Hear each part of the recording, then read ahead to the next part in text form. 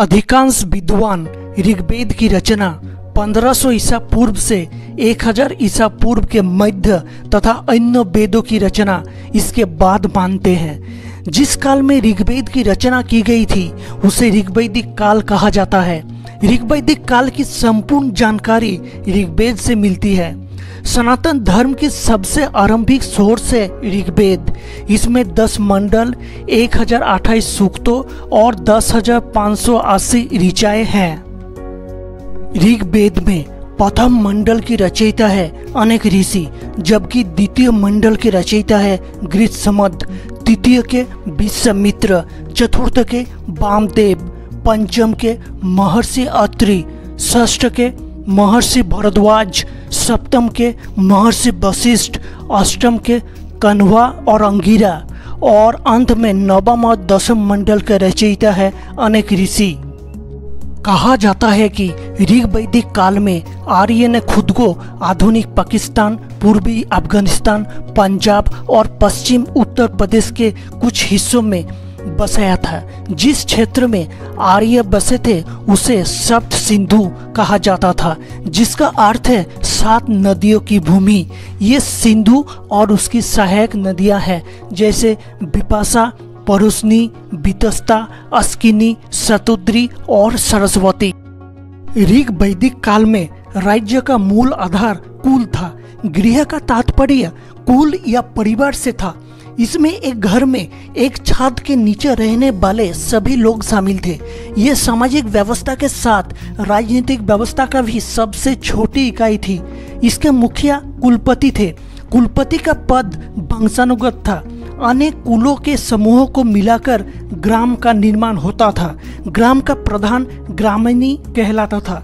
अनेक ग्रामों को मिलाकर 20 का निर्माण किया जाता था। 20 का प्रधान विस्पति कहलाता था। अनेक 20 के समूहों को जन या जनपति कहलाता था। दोस्तों, ऋग्वैदिक काल में राजा या राजन अपने लोगों की सुरक्षा के लिए जिम्मेदार रहते थे। राजा के पास एक पुरोहित था जो सबसे महत्वपूर्ण पद था, जिसके बाद एक सेनानी था जो दूसरे महत्वपूर्ण पद था। राज्य में सभा, समिति, गण परिषद और विधाता परिषद था, जिनके लिए राजा भी जिम्मेदार था। ऋग्वैदिक काल में महिलाओं को सभा और समिति में शामिल होने की अनुमति थी और महिलाएं सम्मानजनक पदों पर आसीन थी। अपोला, लोपामुद्रा, विश्वभरा, घोषा जैसे महिला लेखिकाएं उनमें से थी। हालांकि बहुविवाह आम नहीं था। ये अभिजात वर्ग और कुलीन परिवारों के बीच मौजूद था।